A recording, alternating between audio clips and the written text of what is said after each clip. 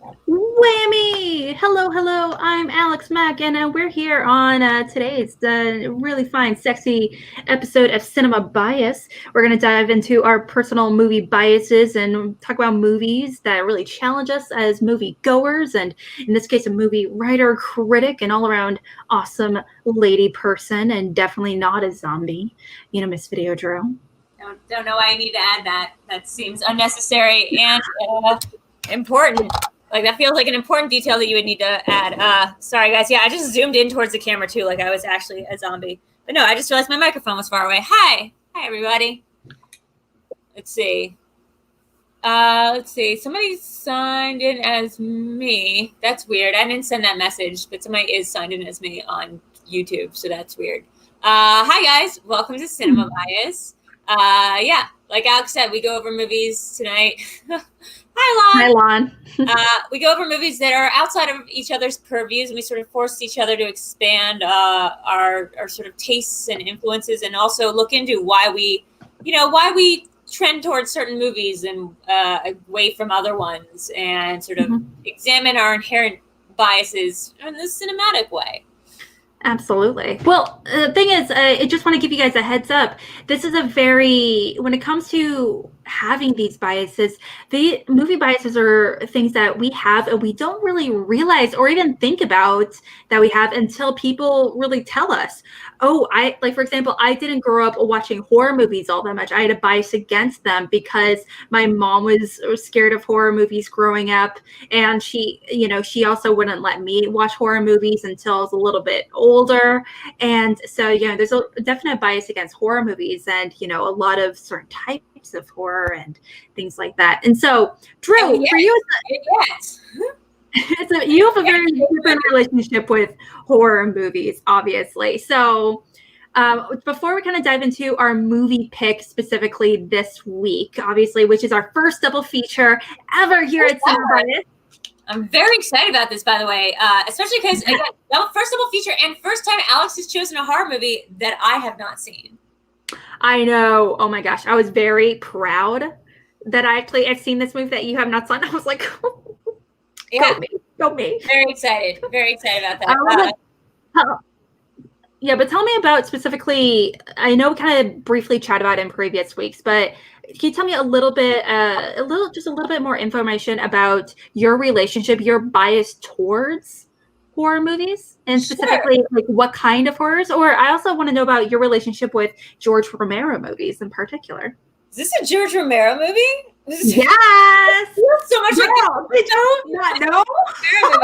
I should have gotten that. The original, which I just watched today, feels so much like a George Romero movie. I was like, this guy is like trying and directed it. Yes, 1968. I do want to say before anything else, and I will get to that in a second. The Streamlabs are open, you guys. So that's streamlabs.com/VideoDrew. You can see it. It's on the banner down there. Take a minute for a second. Yeah. So streamlabs.com/VideoDrew. If you want to throw in a couple bucks to support the stream and make that little bar go bigger. I never know where to put this stupid bar. It's always like covering up my awesome shirt, which today is Sign Peaks, which is Twin Peaks, but with Seinfeld. It's like the best shirt ever. It's like my favorite parody account on the internet on Instagram. So of course I need to have a shirt to rep that. My relationship to horror movies is that I've actually been thinking about this a lot lately because it's been a big horror year, and I've been watching horror movies. I watch horror movies all the time. I watch them year round. It's like what I do for pleasure. It's what I do to relax. It's like the only kind of movies that, like, if you're like, I'm going to put this on, the only thing in my head, I won't be like, oh, like, really? I have to watch something new. Like, it's the only new kind of content that I get excited about is like true crime documentaries, weird stand-up comedy specials, and like horror movies. So I'm kind of basic that way.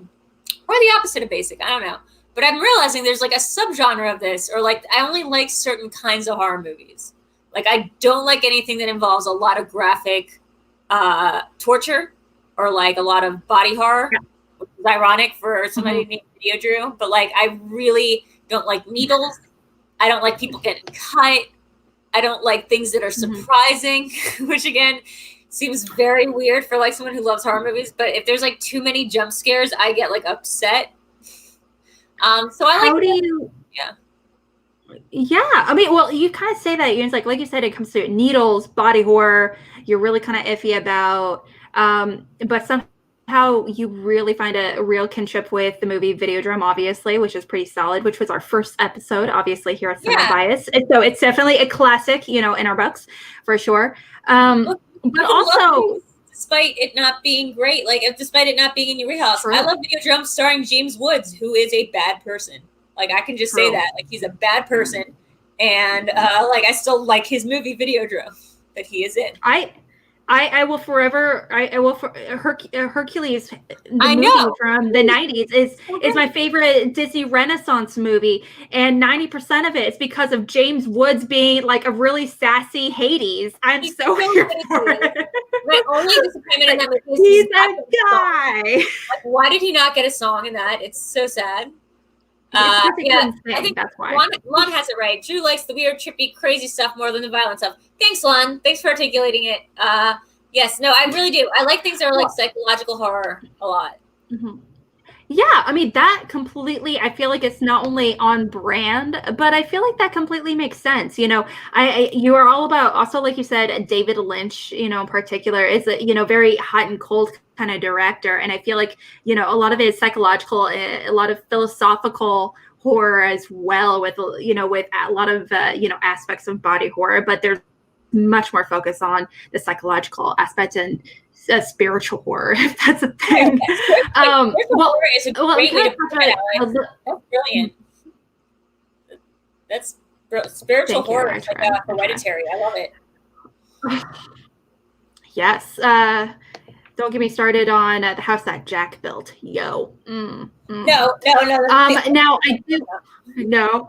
Yeah, that is a spiritual horror.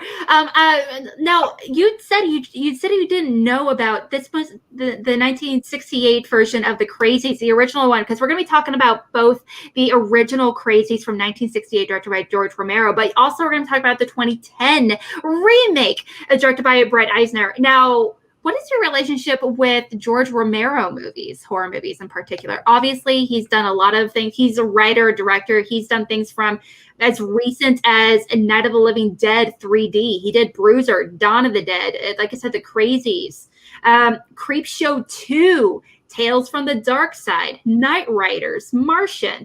So not the Martian, Martin. Not the Martian. Definitely not the Martian. Very different movie. The Ratters is the one where the guy thinks he's a vampire. I can't remember which one Martin is. But anyway, yes, he's done all those movies. Mm-hmm.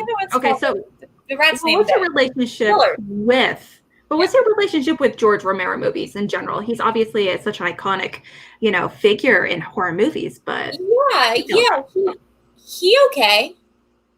Like he good. He fine. I got no beef with Romero.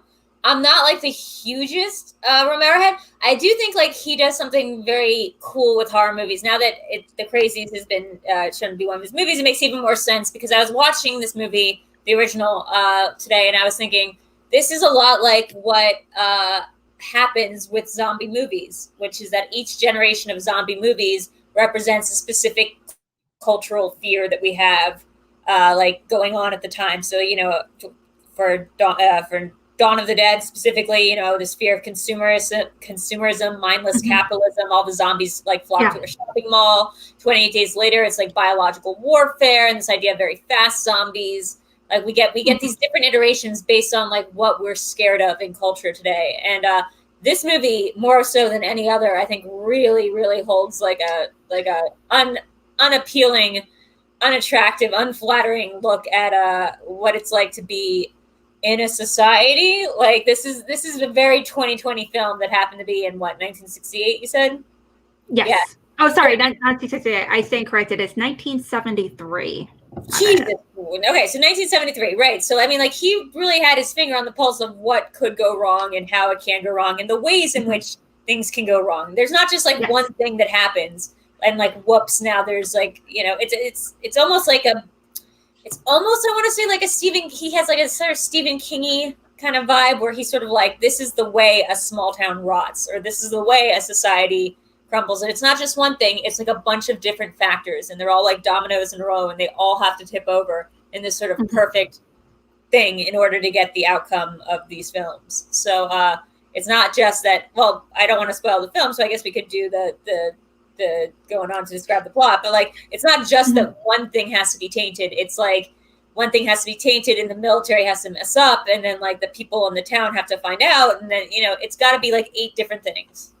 Yes, absolutely. There's a lot to really kind of dive into George Romero. You know, obviously no one's perfect. You know, he definitely has a lot of interesting situations that he's been a part of for sure. But, you know, it's something you can't deny is like he definitely creates a real genuine sense of terror that's going on in a lot of his movies that I feel like, especially in, I feel like this would be like an excellent double feature situation. The Crazies as well as Night of the Living Dead. I do think that they would be an interesting kind of double feature situation because there is not only, like I said, the real genuine sense of terror going on in like this kind of small town situation, but also there's a real sense of us versus them. You know what I'm saying? Absolutely. This idea of potential, you know, chemical warfare. You know, we don't know what's going on. We're just going to shoot people because we're just freaking out. We don't want to risk it, you know? I mean, and so...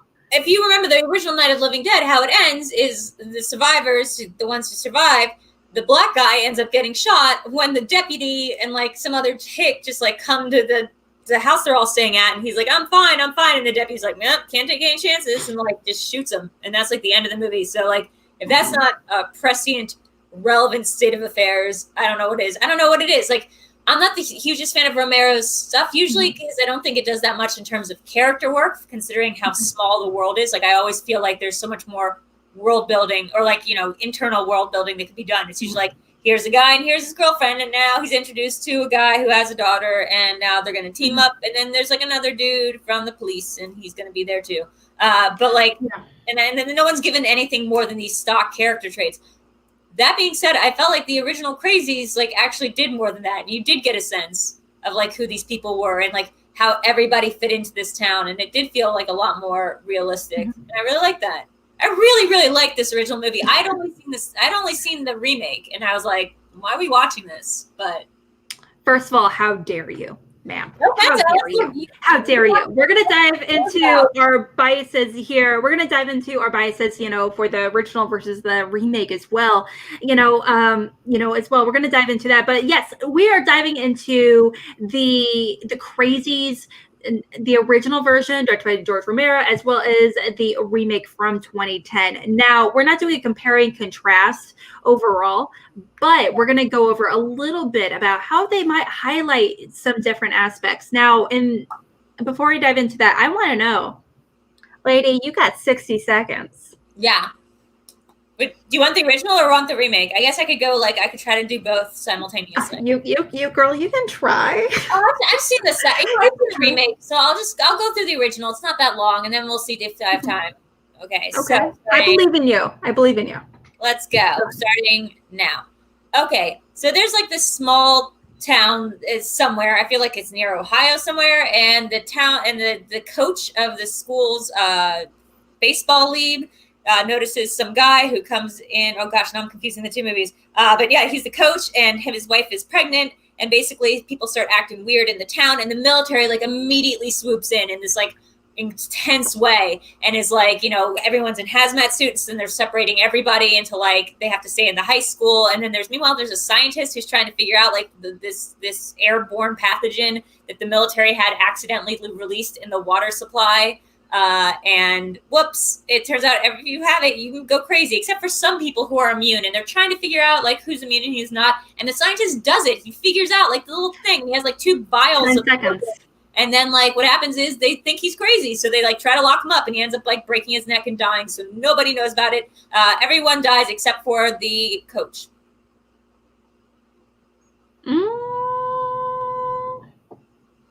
Recently. Like, yeah. I want to say in this movie, as opposed to the remake, what's very scary about it is it's unclear who is going crazy and who is just a small town, small-minded person out of their mind with fear. which is like a fine distinction to make, but and probably what George Romero was trying to thread with the needle there. But like, it is impossible to tell from most of the film if some, because there's people back from Vietnam. There's all these like Green Berets that are like living in town. So it's impossible to tell if somebody has gone like psychotic with this massive urge to kill, which is what this Trixie is the name of the thing. Trixie is the name of the code name for the pathogen. So you can't really tell at first, like, or you can't really tell as the movie develops who has Trixie, who is just a homicidal maniac who's using this kind of as an excuse, who like which women are cracking up and which women are just like cracking up because of the situation. Like, I know I would be that person who might not have the disease, but just would be losing my shit so hard that like I'd be separated from my friends and family. Yeah. It's 2010 movie, not that different, except that he's the town sheriff. It's really easy to tell who has the disease because they become like zombies, and then also they like have lines off of the face. They have lines over their face. He's helped by his deputy, played by Joe Hill, who gets the crazies, but then is like, that's the good kind of crazies where he's like, I'll just be helpful, and you're like, okay, so like, what's that even about? So you're just normal? No, so you're just like willing to kamikaze yourself. Okay, so like sometimes he's crazy, sometimes he's not. Unlike the original, the wife doesn't go crazy in this movie. We don't know if she does. She just seems like kind of out of it the entire movie, but she's the town doctor. She doesn't go crazy. She is running a temperature because she's pregnant, which is consistent through both the movies. And in the original, the wife just loses, like the wife just goes insane and she's shot and she dies, and the coach is taken back to the facility.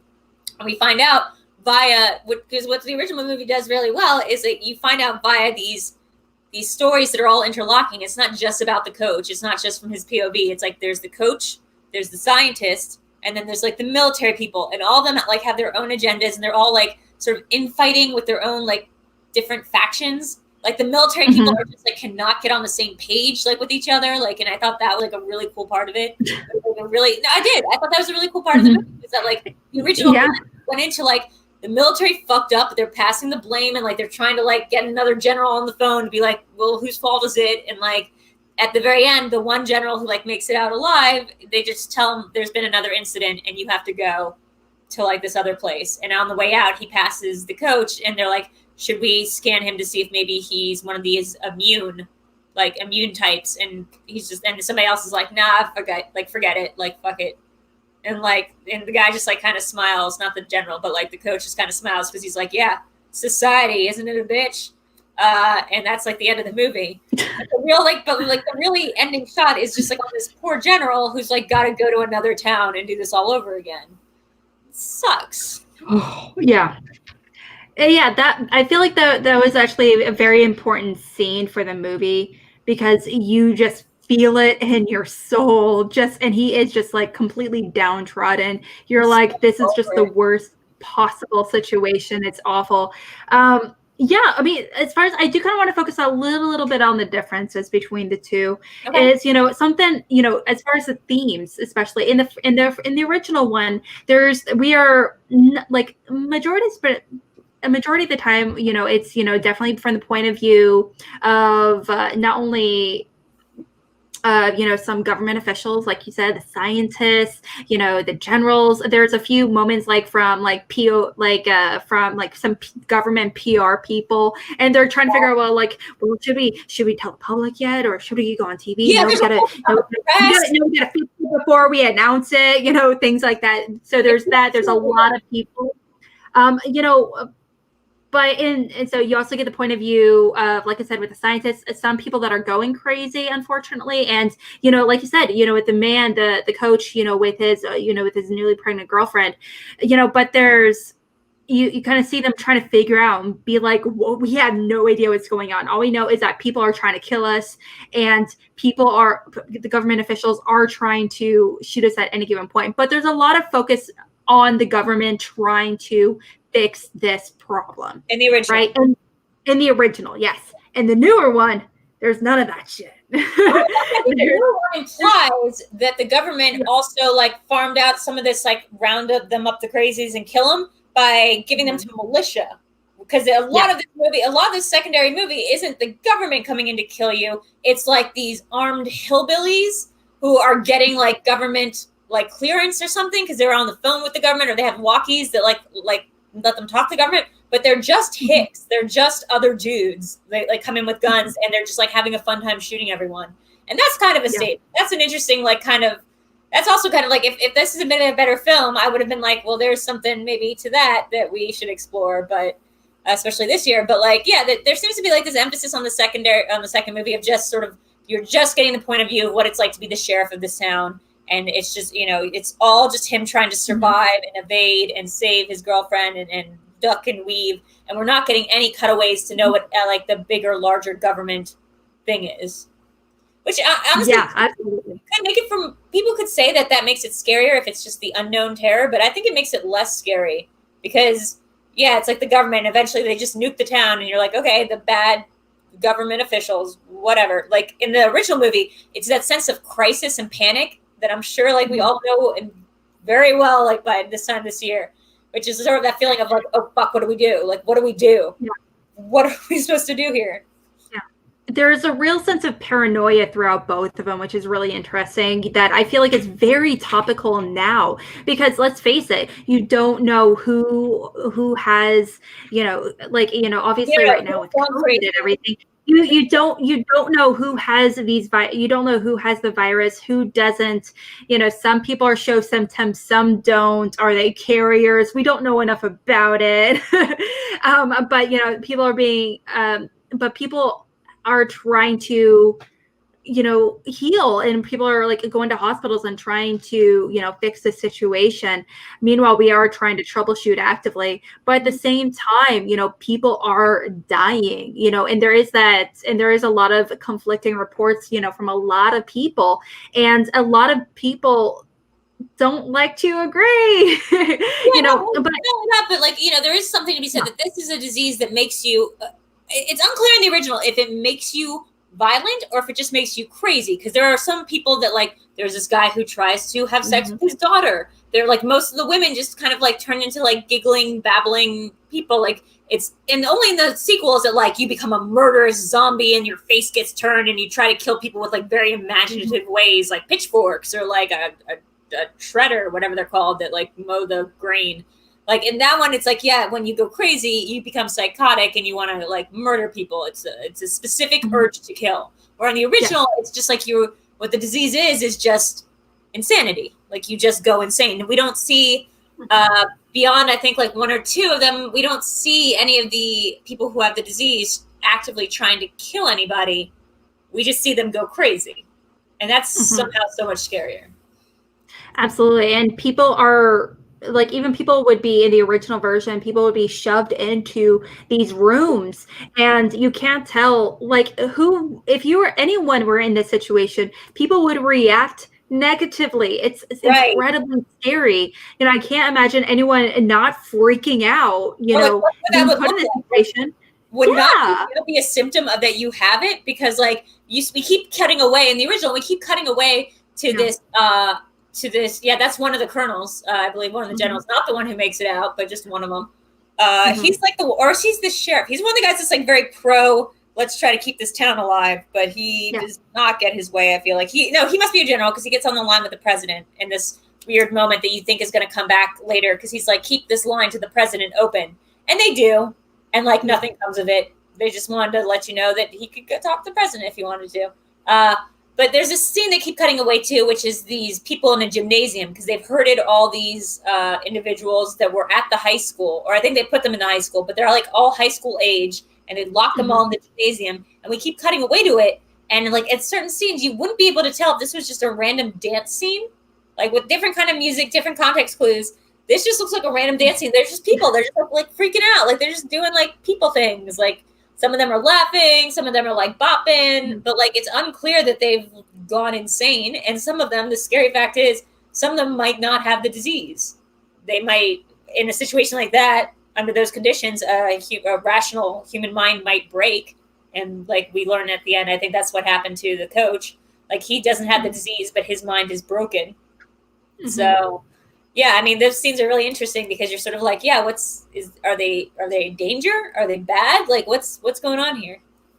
I think that not only that, there is a sense of, people are freaking out. People are like, she's like using a broom in the backyard, and she's just like, she's not causing anyone harm. She's just like, Right. but just some people are doing that, but some people, like a one woman older lady, she just stabbed a guy with her little like knitting spindle thingy, and so it's, sorry, go ahead.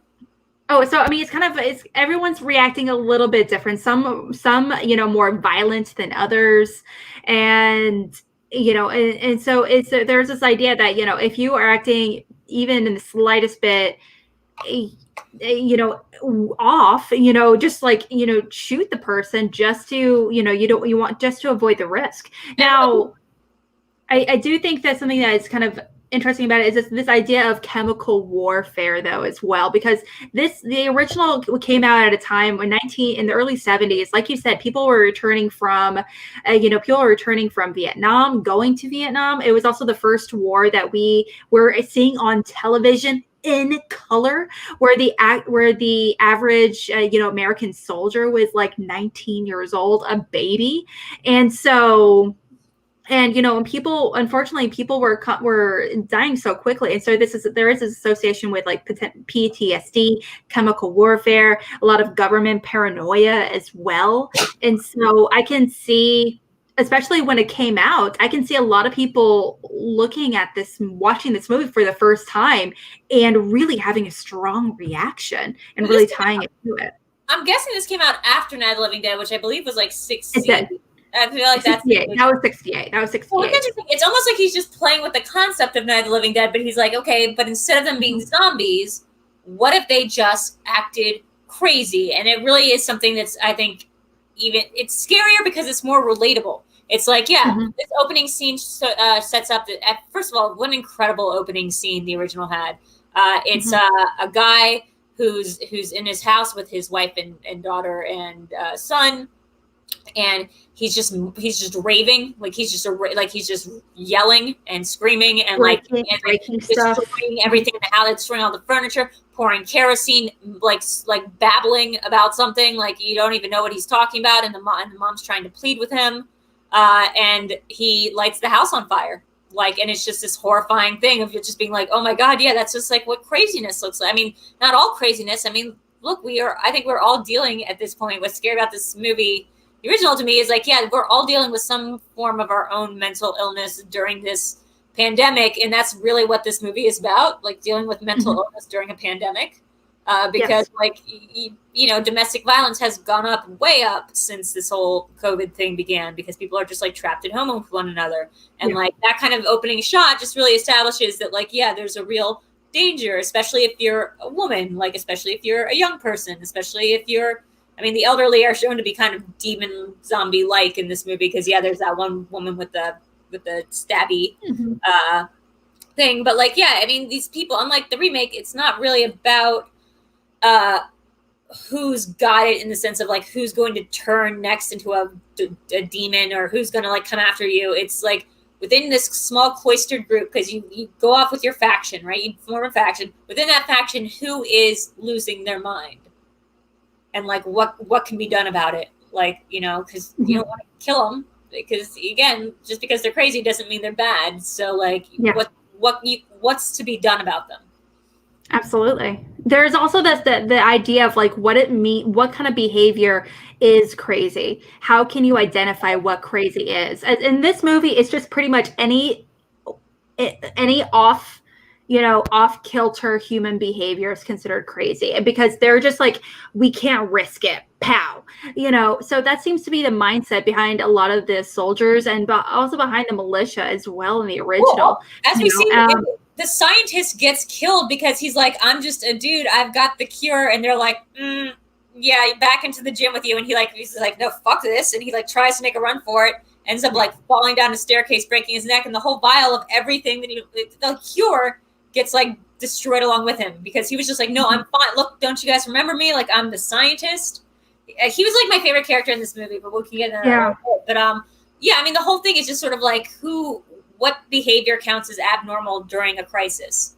Like, is acting happy? Is giggling? is like, you know, when you see crazy shit happening, like a lot of people's impulse is to hysterically giggle. Like that's just a fact. Like if you see something tragic or violent happen, your impulse as like a defense mechanism is oftentimes to like have this like kind of bubbling hysterical laughter. And and we see that happen several times of the film, but we're shown that that's like just sort of, I don't know, this movie's like weirdly gendered. So like none of the women except for that crazy old bat with the sewing needles gets violent. They all just revert to this very like childlike, like babbling, like daddy. Sometimes, like some of them, they light themselves on fire. Like there is that. There was like that. There was the not. He wasn't a priest. Maybe he was like a minister. Maybe he was a priest. He just like poured, you know, gasoline on himself. He lit himself on fire. A man, he ended up, you know, roasting his entire family alive. You know, in one of the scenes, including his 2 young children, obviously. One of them lived. The son lived, but then the son goes crazy. Oh, yes, you're totally right. Absolutely. Yeah. So it's just really interesting behavior as far as like like we said earlier, what defines crazy? What is crazy? And also, how can you say, especially when there's some characters where like they technically might have the crazies, but they don't react in the same way other people do. Right. And you know, we talk about, especially nowadays, kind of wonder how, you know, as far as like the conversation surrounding mental illness as well as, and how that kind of ties into a film like this as well. Well, I mean, the type of crazy that you get is not like bipolar in either film. The type of crazy you get in the original is like a severe schizophrenia. Like I would say, like would be severe schizophrenia where you're talking to yourself. You're not like you go in and out of lucidity, but like the lucid states like are very few and far between. Like you do have some moments where you're like, oh shit, do I have this thing? But you kind of are falling into this ranting, raving thing, which yes causes self-destruction, self-harm, can cause harm to others. Can be totally banal, as in the case of the wife and the girl, the teenage girl who has the dad. They're just kind of like sitting there, kind of just with blank looks on their face, kind of giggling. And in the remake, it's much more like, what is the Crazies? The Crazies is murder. Like you become a murder crazy vampire zombie. Not vampire. You become like a murder zombie. You're basically just Night of the Living Deading it. But you can like tell it's happening. So like in a lot of zombie movies, that's actually just a trope that's now used. The Crazies is basically the trope that we use for horror films, zombie films now, which is you get bit, you spend a bit of time trying to hide the fact that you've been bit, but you start acting weird, and everybody else is like, "Are you okay?" And you're like, "No, like I'm good. I'm real good. I'm totally fine. Can I have that gun for a second? I just want to hold it and feel the cool grasp of it in my hand." And you're like, "No, we do. That guy's a zombie. That guy's going crazy." Like it's almost like zombieism requires a step of the Crazies. Absolutely. Well, I like you said. Well, it kind of creates the idea of like I kind of mentioned it earlier. This mentality between us and them. You know, identifying. You know, when we associate a lot of the characteristics with like, you know, schizophrenia, like you said. I mentioned PTSD, you know, where there's sometimes it's different for everyone. It's absolutely a case by case situation. You know, but there's also sometimes, especially if you're having a hard time trying to recenter, you might have some random, you know, bouts of violence. You know, that's what I've been told. I personally don't have any friends or family that have been affected by PTSD, thankfully, but I do have some friends that have, you know, parents and, you know, whatnot that have suffered through, unfortunately. Well, so they told me that sometimes there is random, you know, bouts of, you know, violence that sometimes feel in their control and sometimes not, or sometimes it's almost as if it's their only way to control. That's the mindset behind it. And so sometimes it can be having a hard time really bringing that together as well. Well, I think one of the interesting parts of the movie too, and the movie specifically creates this character for this reason. There's a guy in the film who's a former Green Beret who's back from Vietnam, who's already a little bit on edge. Like he starts out a little bit spicy. He's a little bit punchy. And then you never find out really. I don't think you ever really find out if he's got the Crazies or if he's just got severe PTSD and he's just like fucking freaking out, like, you know, because he's just, and I think the movie is specifically designed to make you be like, wait, what was that guy? It's either one or the other. But the movie's like, no, some people are just, you know, some people have gone through the horror of war, and dealing with this kind of situation would make them snap in a certain way. I think he kind of serves a function of the Joe Hill deputy character in the remake, which is to sort of sacrifice himself for the good of the rest of his faction or his tribe or whatever, and sort of stay around. So I think, you know, what his thing is he shoots a couple of the army men, then he's like, fuck, like he takes like a sip of beer or something and just gets shot in the head by another army man. So like you never find out if he's got the crazies. But you're right, it's a case of shoot first and ask questions later, which I guess you would have to do if your town got the crazies. Yeah, I mean, I don't know what to do. It's like we're living in a country right now, in a world right now where, you know, a virus has taken the world, obviously. Over 200,000 people have died here in the US, you know, alone. And so if we had, I kind of wonder if we had the ability to compact it together and be like the greater of two evils kind of situation, if we had the opportunity, our government had the opportunity to quarantine like a small area like that and like really get it over and done with, essentially, I kind of wonder if they would do it versus what we have like right now. Let me be honest, if it was this government, like, no, because they wouldn't be like effective. Like this is one of those weirdly like, you know, end of days movies where it's still the utopian version of what we've got going on now, because the president's still willing to take calls from the CDC and the military is still working to work with the scientists. Yeah. And like everyone's in communication and everyone's on the same board. And even if they don't like the decisions that they're being made, there's like a chain of command and everyone's on the same page. So no, like I feel like if this happened today, it would just be the same shit that happened with COVID, which is that it would just, you know, they'd be like self-isolate and like free capitalism, and like everyone should be able to fly on an airplane to wherever they want, whenever they want. So like, just do it. And, you know, I have it. So like, what does it even matter? Don't wear a mask. Like, what would we do? Like if it was the crazies instead of COVID, like what would be different? Like the QAnon forums would be like more or less populated. I can't even tell. Like, because that's the other thing about being in insane conditions, like during a pandemic and during this political cycle we have going on right now, is that like everything is exasperated. So people that were not radicalized before, people that like are in our friends and families that seemed like normal people who have suddenly seemed to have snapped, they've snapped because they've spent all this time alone, living in fear during a pandemic, getting information from like not great sources, and they're just like spiraling out in their own heads, and they're getting a kind of the crazies. And that kind of crazies is validated by all these other people on the internet who are like, no, you're not crazy. Pizzagate's real, for example. So like, I don't even know if we'd be able to tell if the crazies happened today. Like it might already be happening. Half of us might be poisoned by our water into having like a severe schizophrenic break. And like, we'd probably very not notice it. I mean, it's probably already happened. That's actually a really, really great point you make. You know, like would we notice? How, or also by extension, how long would it take for us to notice? And that is a terrifying question, or that you bring up, Lon. I think I'd rather get the crazy than $10. I don't want you to. Why are you asking that? I don't want to talk about that. It's like, why? He just thought to himself, between these two, I'd rather have the crazies than it falls. And Lon, would you maybe like to explain why? Why would you like to have a thing of the crazies, which is a lot of everyone in town? By the way, I just want to also point out, I would not be affected from this because I don't drink water. So I'm good. Like, that's the whole thing, is it like pollutes the water supply. You don't have to drink water. You don't have to drink water, but you can you can shower. You brush your teeth. I mean, girl, you really overestimate my hygiene habits during quarantine. You don't. Okay, that's fair. I'm sure you can. I'm sure. I'm not gonna lie, that sounds actually really nice.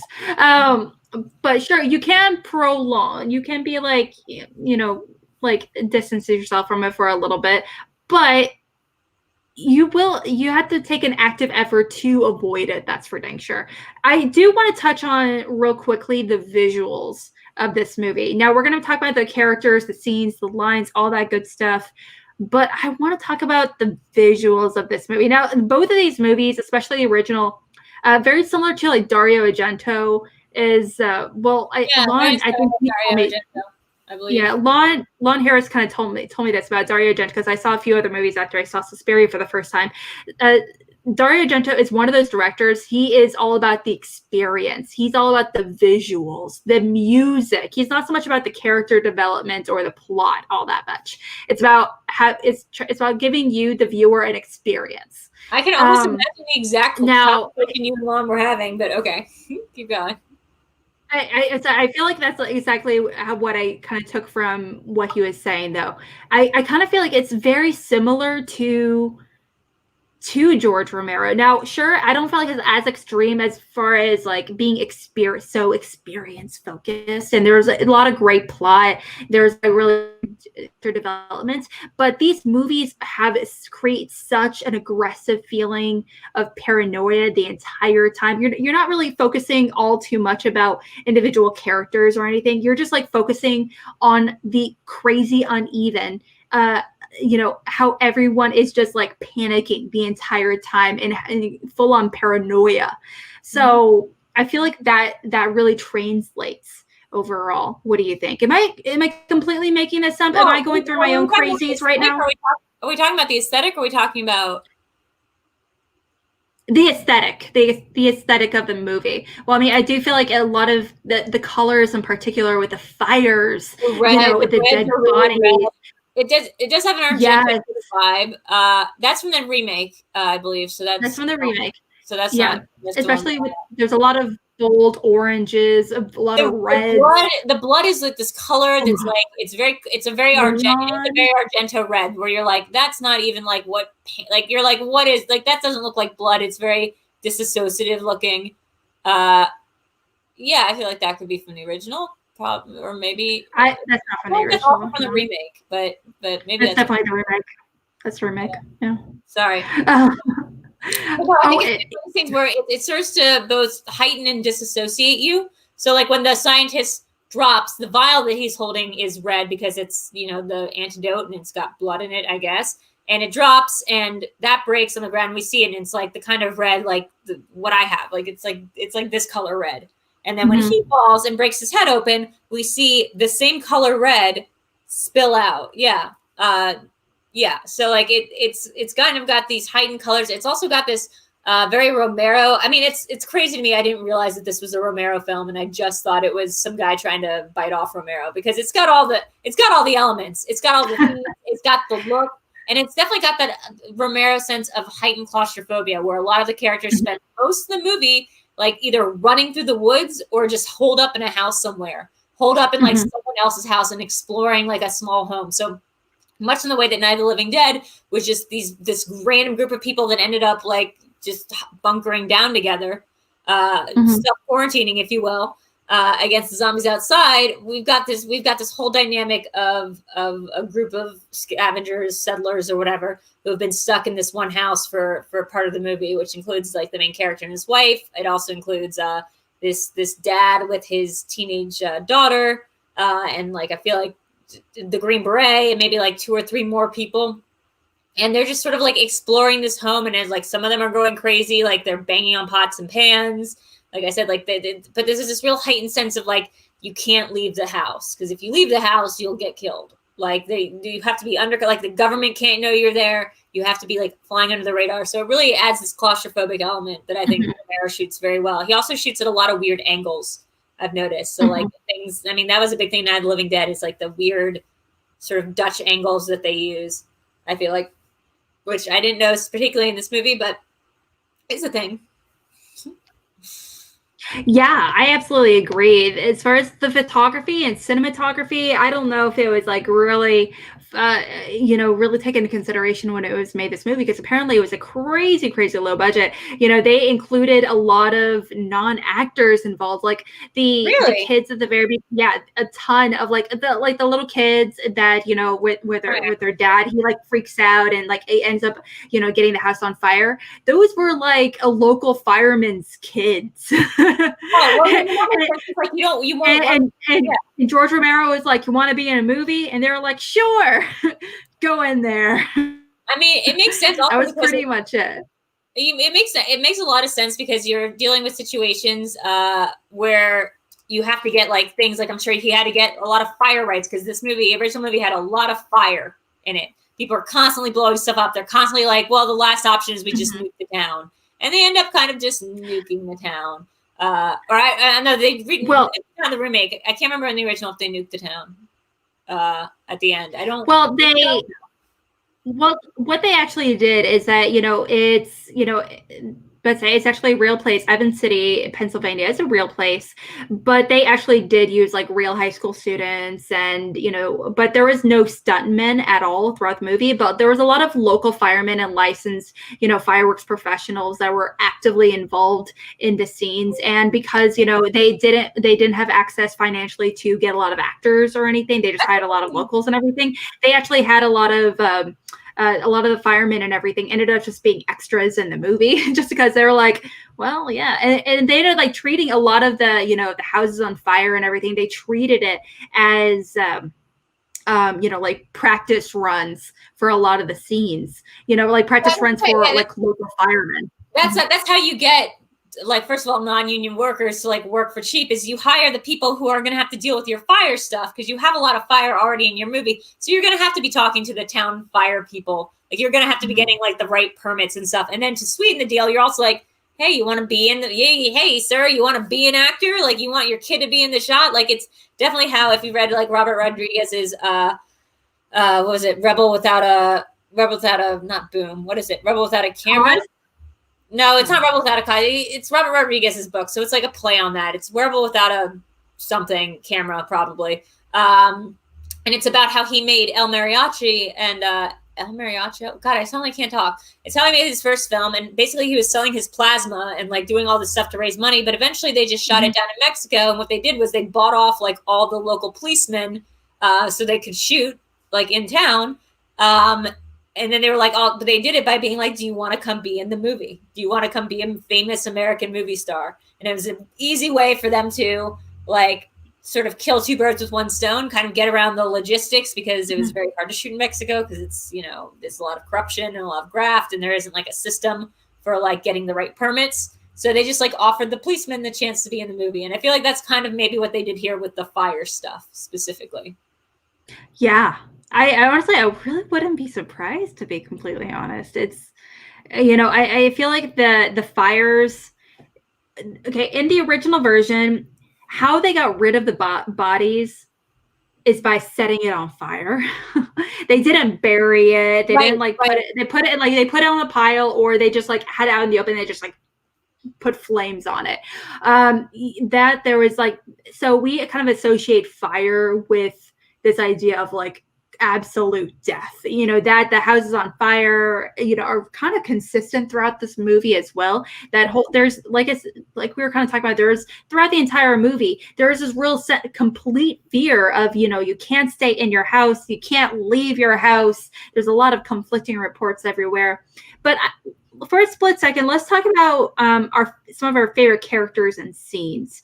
I know we've been focusing heck of a lot on the original for a little bit now. Let's talk about the remake. Do you have any like favorite moments, scenes, lines? I mean, the remake, there really is. And I don't want to like be like, no, but this way. But like in the original, there's maybe one of my favorite lines that I'm going to be using from like here to eternity.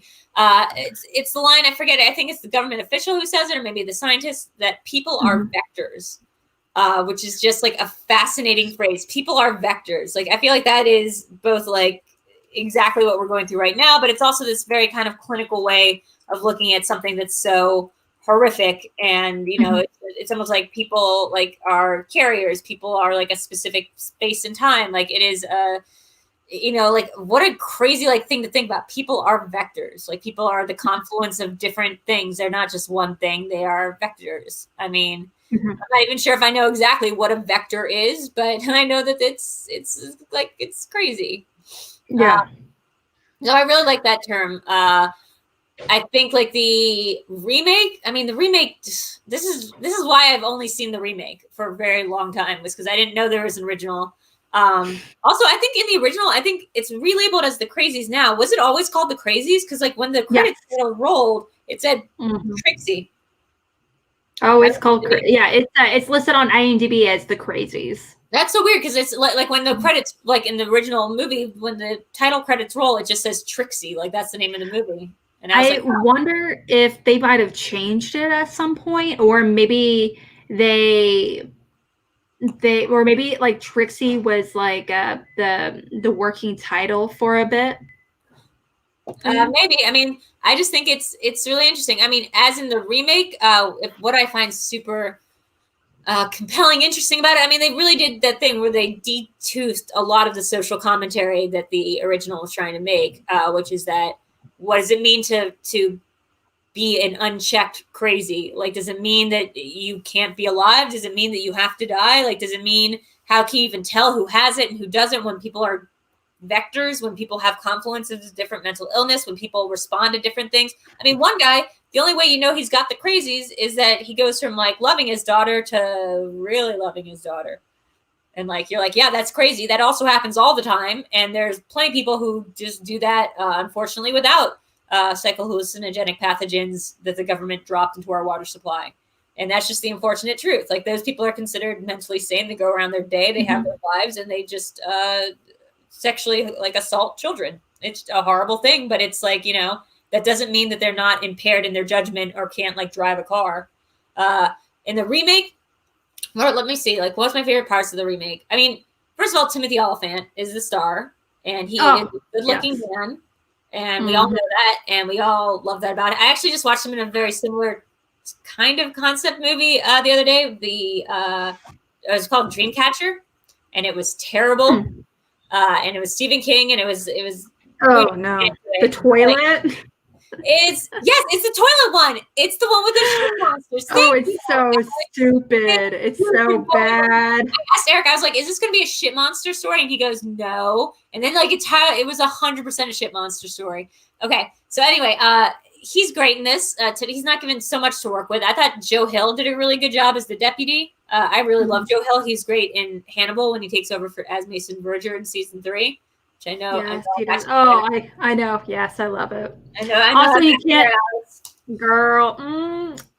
Trust me, I know it's him. I was like, what do you have to it? I mean, I'm honestly gonna say, like, it doesn't have much, except for maybe the concept that they kind of toy with, which is like the deputy. Can you be a crazy who's not harmful? Like, because the deputy saves the sheriff's life 3 different times. Like, he mentions, he's like, I've saved your life 3 different times. I just keep shooting people, but I have saved your life 3 times. Keep that in mind. Heads up. Yeah. I absolutely agree. Is that whereas the original really emphasized getting points of view from multiple sides, you know, like from the government and, you know, the militia and, you know, people running from the militia and the government, you know, everyone between. This one is right, the militia. Fuck yeah. The militia. Yeah. The remake is exclusively from, you know, the sheriff, his wife's like assistant chick, you know, played by Amber Tamberlin, and you know, Amber Tamberlin. Oh, I didn't even. I think so. Wow. I could be wrong.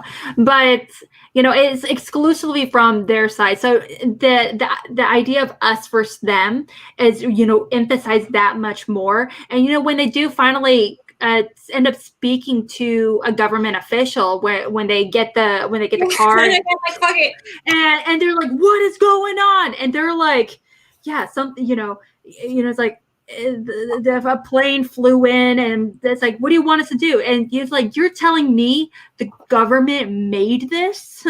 Well, yeah, there's the guy because that's sort of the issue with having a movie where we're just getting the perspective of the people in the town, is that we like, it literally takes 2/3 of the movie and they find out the government made this, and you're like, yeah, okay, but that's kind of like a big important part of the concept, is that the government made this. It was not aliens. The government made an oopsie.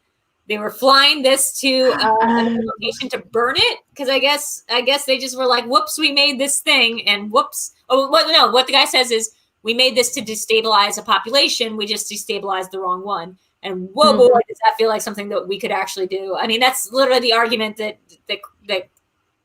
crazy people are making, that like Wuhan manufactured COVID. You know, like it's the idea that like that's something that we still in society have a great fear of, is like that the government is manufacturing diseases and putting stuff in the water supply. But yeah, I mean, I did really like that part where the guy goes, he's like, you made this, and he goes, tell it to the pilot that crashed the plane. Like, what do you want me to do? I'm here to help. And they're like, help who? Because we've not seen that anyone's getting help. All we're hearing is that like they've deputized a militia of like rednecks to come in and just start shooting everybody. And like that part was really crazy, because I was like, are they also crazies, or are they just from the next town over and they're just shooting crazies in the street? And like, what is the deal? And if you have all the government there, like, why can't the government just, and the army just take them all out? Why do you have to get like hillbillies? I don't know. Because the reason why is because if you can just in theory pay someone else to, they're taking the risk away from you. Yeah, but they're not military, so they're not going to know like protocols. They're not going to be particularly. They don't need to know protocol. They're just going into. They don't need to go. No, they don't need to focus on staying clean themselves or knowing the protocols and doing what's legal and necessary. All they're trying to focus on is just killing people. That's their only job. And well, I get that, but they're not particularly. What they have to do is make sure that nobody gets out of this town. Like that's the job of the military. That should be the job of the deputized. Nobody gets out of the town. And yet they're so busy running down people and like being like, hee-haw, let's catch another crazy and like let's string them up. That like it's a lot easier to kill a small group of, like you said, these yeehaw, militia assholes, versus killing a massive group of people. Yeah. So it's Juan's totally right. I meant Joe Anderson, not Joe Hill, who's Stephen King's Joe Anderson. Sorry. He's also, you're totally right, Ellen. Thank you so much for correcting us. I also want to know, want to give a heads up, Joe Anderson, as in what's his face from Breaking Dawn Part 2. Yes, he is from Breaking Dawn Part 2, along with Remy Malek. Oh, dude, yes. I mean, ridiculous. A lot of people are in Breaking Dawn Part 2. Michael Sheen's in Breaking Dawn Part 2. There's a lot of people in those freaking Twilight movies. Don't even get it. So many people. Maggie Grace, Jamie Campbell Bower. Oh my gosh. Ooh, I have a one for you. I'll give you a Schmoedown question. Okay. Jamie Campbell Bower starred in. What that is. Okay, I'm gonna show you the picture. Starred. Yeah. I'm gonna see if I can bring up the picture then. Starred in what other young adult adaptation from the 2010s? I'm talking about. I was gonna say Divergent. Oh no, I'm gonna talk about this dude. Oh, it's a dude? It's this dude. This dude. If I can pull it up, if you can pull it up. That dude. That dude. YA adaptation from the 2010s. Jesus Christ. Guys in the chat, can you tell me who he's from? Because I know. I knew right away. I mean, this seems like a real Twilight nerdum thing. I don't even remember him in Twilight. Who is he?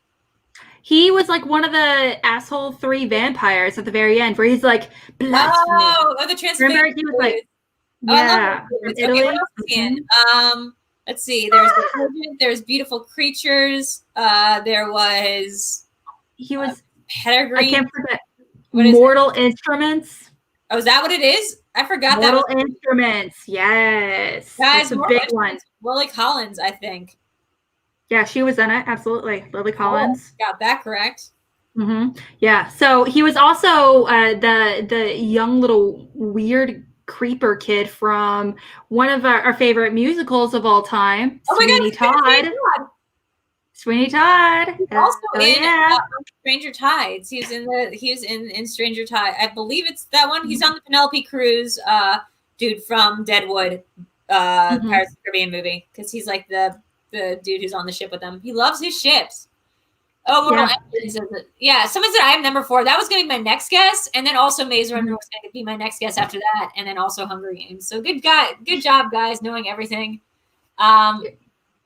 Yeah, Fantastic Beasts. He's been in so much, but I was gonna like tell like some people from my faction. I was like, hey, if you want to be really F people up, make Jamie Campbell Bower a category strength. That was really suck. You can use in the fan leagues you can make strength as long as the movie has more than 7 movies. You can totally make it a strength. So you can technically make Fast and Furious franchise a strength. But like, would anyone rank questions based on that, or you're just it would be a round 1 question. So, okay, well, this seems like I have a bunch of follow-up questions about how this works, but let's girl, we'll chat later. That's between mine are Romero social theme movies, and I want that to be my strength. Because this is the kind of movie that really gets under your skin, and like again, I'm talking about the original. Sorry to like do this, but like, wow. This is one of those times, and I watched it because I watched these out of order. Like the original to me seems like the elephant version, and then I just watched the older version. If that makes any sense. So I'm like, this is one of those weird times where it's like the new one is better than the old one. And I have to remember, no, the old one's the original one, and you just saw the recent one first. Yeah, because it's like exactly how it's supposed to be. Just like it would be like weird. The book is better than the movie. Like no, of course the original is way better than the remake. There's very few times where that's not true. And this original movie was so much better than the remake because it had all that commentary, and that it had all of that fear and sort of displaced like dread, because it's scary to think of Big Brother, right? It's real scary to be like, the government's going to come in and they're going to kill all of us, and they're going to come in hazmat suits, and they're just going to be faceless drone people. That's scary. What's scarier is thinking of the government coming in, them looking just like you and me, them being freaked out of their fucking minds, and them being like, we don't know how to handle this situation. Like that's way scary. Them being on the line with the president and being like, we might have to nuke the town. We don't fucking know. Like, this was not supposed to happen. The scientist being like there's a whole sequence where the scientist is trying to get on the phone with somebody, but since they have to have these voice coder things, which I guess is why the president stuff is relevant about keeping the line open, because they have to like have a voice automated system, or like their voice needs to be like, why this would be the biggest fucking concern during a bout of the Crazies is weird. But like, yeah, they all have to be on like a secure line, and their voice has to be recognized through a system, and the scientist can't get his voice recognized. And it seems like such a little minor like inconvenience until he tries to leave the lab and immediately gets picked up by the other government officials, the grunt workers on the ground. Like the only people that know he's a scientist and not a person of the town is like the high-ranking generals, and they're not they needed to go to the high school because that place had a chemistry lab, but that's also where they're housing the Crazies. Something that really irked me watching the first one is that he did not have any kind of uniform on. Well, yeah, that was kind of it. That was the issue.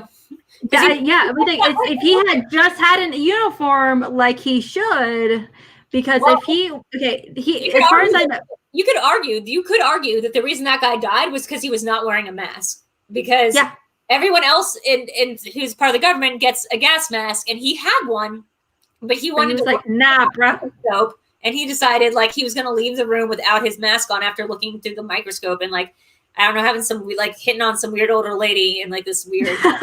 There's a weird moment in that movie where he just like turns to the chick who I guess is helping him, but she's also from the town. He just goes like, you want to get married?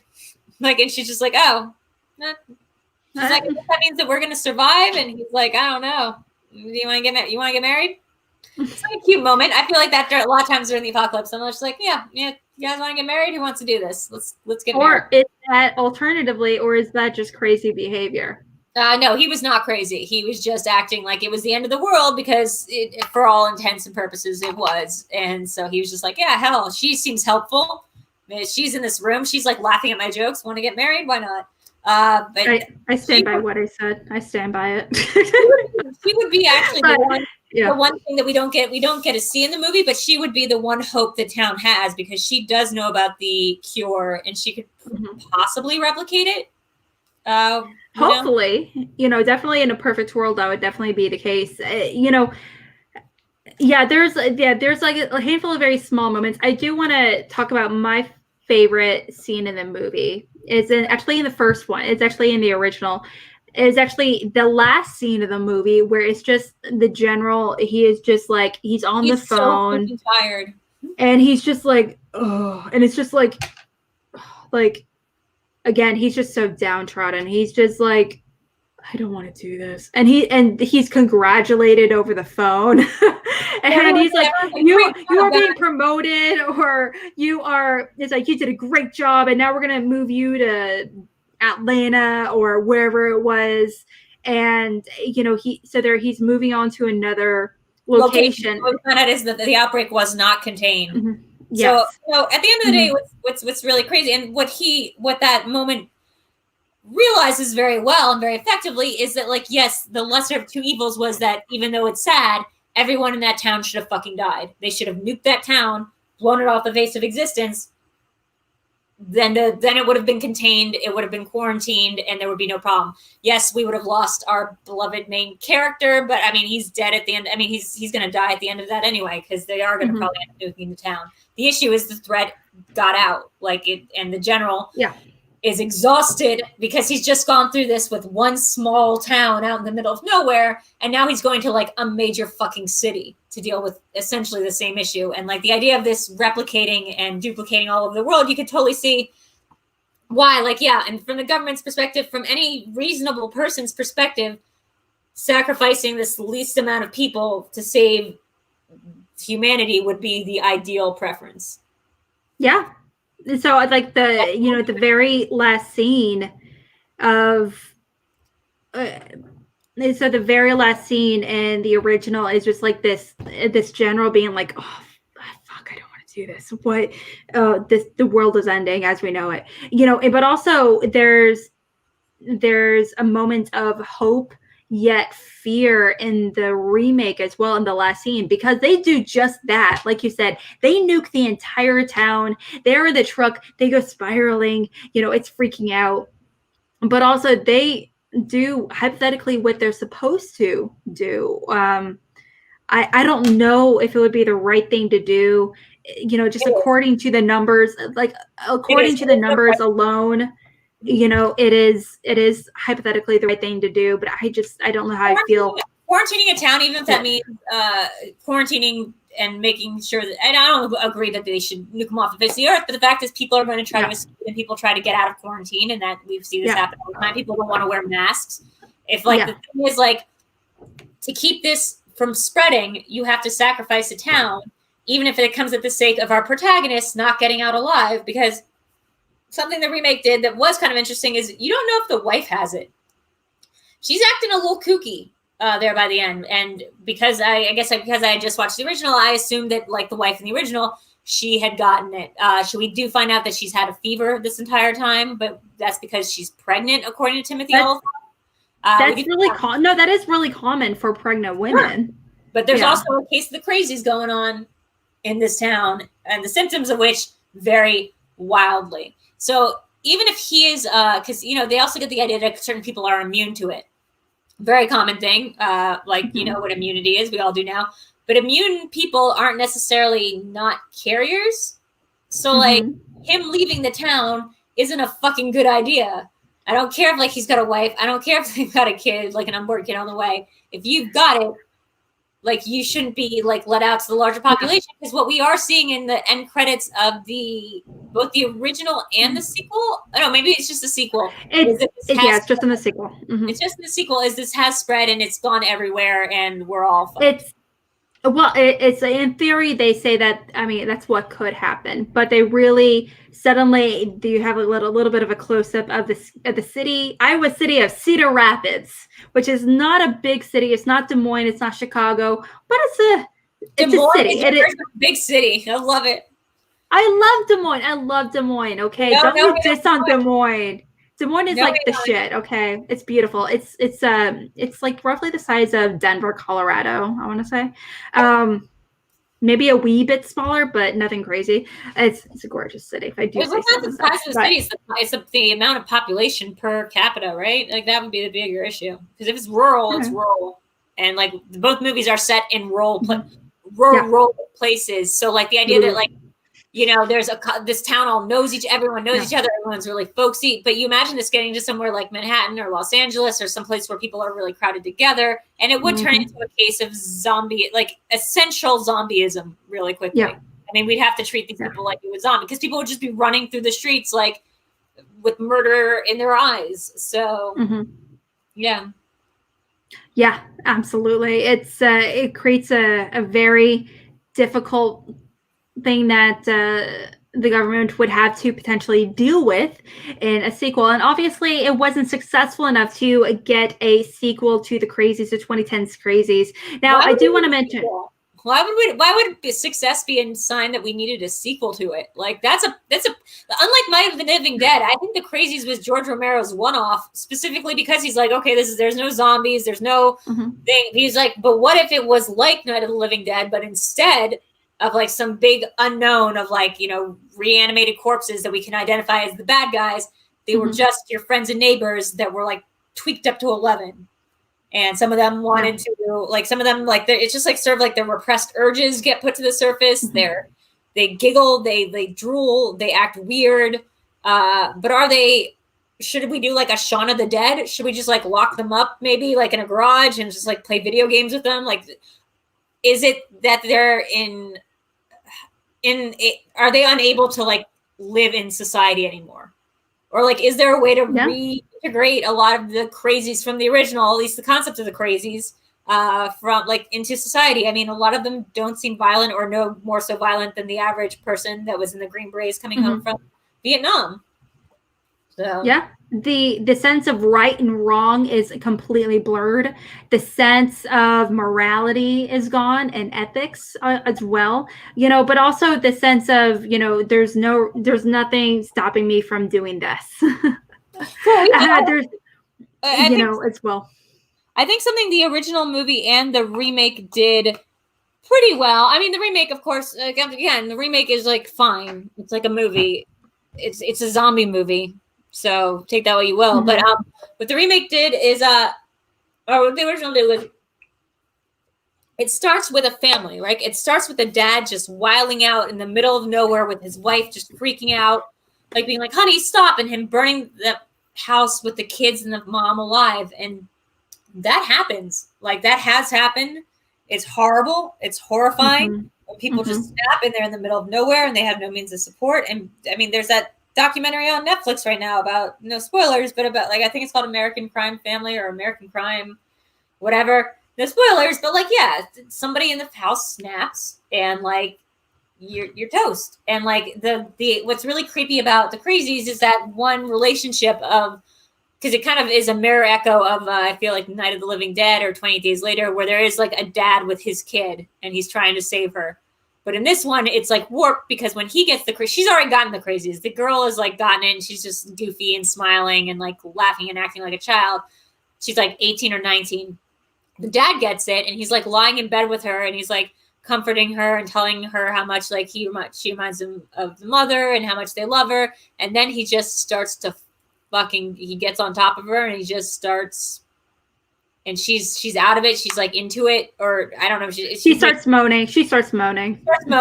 I mean, it's just horrific. I mean, like, what a horrific, and again, something that happens in reality. Like, it just isn't. It's not reanimated corpses. This is something much more disturbing and close to home and realistic about what happens, what goes on, but what happens behind closed doors, and not what happens, you know, with the idea that, oh, sorry, you weren't in control, you got a case of the Crazies.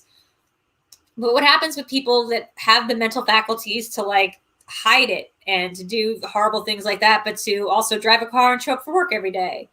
And so I feel like it's this really uncomfortable part of the movie that really asks you to go like, okay, well, what is crazy? what does crazy look like, and what's crazy response? Like what's a crazy response for a crazy situation?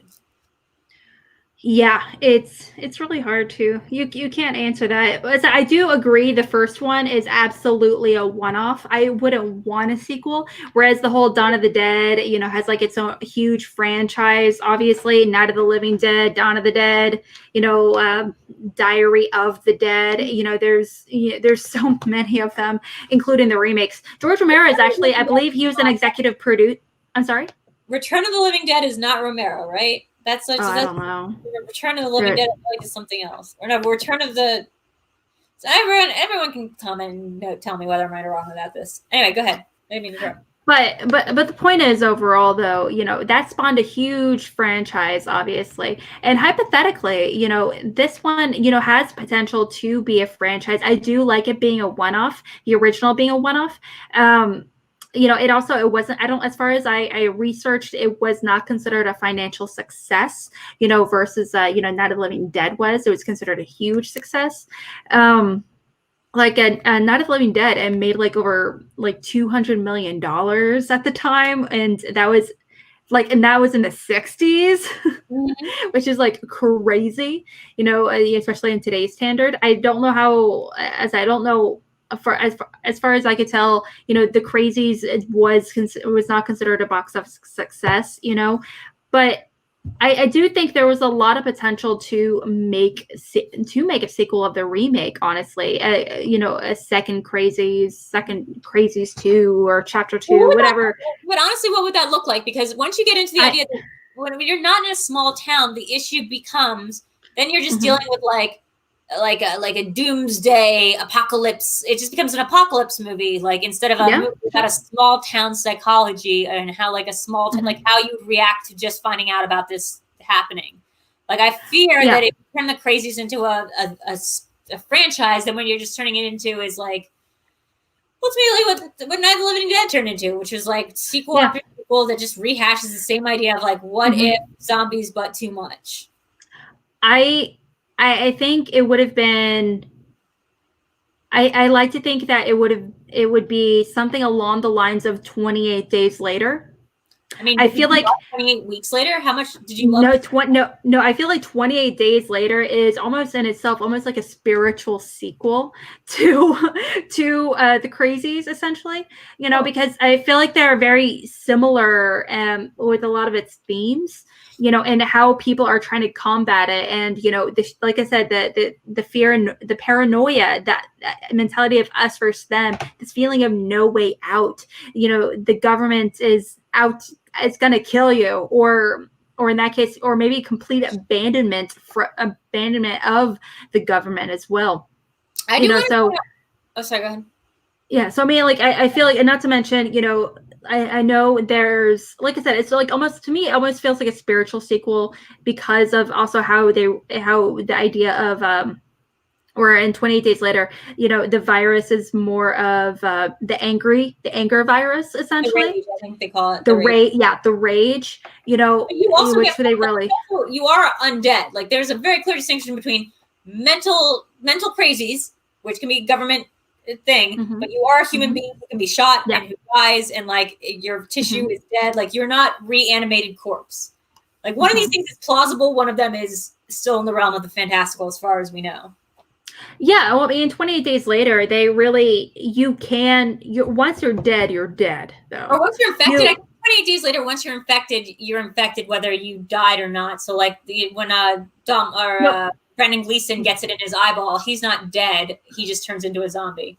Yeah, he turns into like a rage monster, but he's not dead. But once you are dead, you are dead, though. Once you're shot in the head, you're done. So like what is that? So the rage virus in 28 Days Later does not reanimate corpses? I don't think so. Not from what I remember. It has been a while since I've seen it, but I could be wrong. But from what I remember, that was the case. I wonder if I might be mixing it up a little bit. That wouldn't be the first time. That's the case, Alex. And I know, because you're right about the part. I mean, I remember the Brendan Gleeson part. It's a drop in the eye. Oh, rough. It might be true. I mean, what I remember about the sequel too, I mean, nothing about that says that it's untrue. Let me think about this for a second. I'm like checking this, scrolling down. Yeah, it's a rage-inducing virus. Mm-hmm. You're right. I mean, like, it's not a zombieism. Interesting. Guys, give some props to Alex for realizing later it's not about reanimated corpses. Who knew? Like, honestly, who knew? You're right. So, right. So, to your point, yes, the sequel to The Crazies would be 28 days later. Yeah, it's like I said, it's a spiritual sequel. They have, think they also kind of share a lot of themes. I mean, like even and 28 Days Later, which I think is really interesting because the people that are presented as the saviors, these essentially the militia, these militant, government soldiers, essentially that are kind of hold themselves up in a castle, essentially. They end up being the worst. They hold a soldier. Oh, thank you, Vernon. They hold like a soldier, not so much captive. They hold him on a chain, essentially, and they're like, "Hey, if we don't like you, we're gonna kick you in there a little too close. If you see if you check it out, so be careful." Wondering how you knew that, Alex, and I also query how you knew that about 28 Days Later, that they weren't zombies.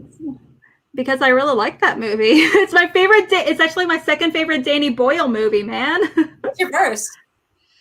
Well, I really love The Beach. I don't think it's a great movie, but I really love The Beach because I loved the book when I was in high school and college. Okay. And so it's very sentimental to me. Okay. Even though it's like about a bunch of like pretentious that was white not people. What I thought you were going to say. It's about a bunch of pretentious white people. Yeah. Because that's not what I thought you were going to say. What do you think I was going to say? Trainspotting? Anything besides The Beach for your favorite. Okay. France, I don't know, like anything. Oh, wait, actually, now let me look it up. I can't remember Danny Boyle movies. It's definitely not. Okay, but The Beach is up there. Okay, definitely, yeah. Trainspotting, it was not a big. Okay, Slumdog Millionaire was fine. 28 Days. He did 28 Days Later, but not 28 Weeks Later. I really did not like Yesterday. Like I actively disliked that movie. I'd never seen Sunshine. Pretty good. That's about sun zombies. I've seen like half of the Steve Jobs movie. Oh yeah, he did that one. I didn't like 127 Hours. No, I don't like that one at all, but that's because I hate James Franco. Like I just simply do not like James Franco as a human being, and I don't want to watch him like just talking to a camera for a while. But that's on me. What else? I feel like there's a big Danny Boyle that we're missing in here. Anything else? Sunshine. It's a Shallow Grave. I haven't seen that one. Trainspotting, A Life Less Ordinary, The Beach, 28 Days Later, Millions. Stop. Yes. Stop. Danny Boyle did the Cameron Diaz, Ewan McGregor rom-com Life Less Ordinary with Holly Hunter and Danny Glover.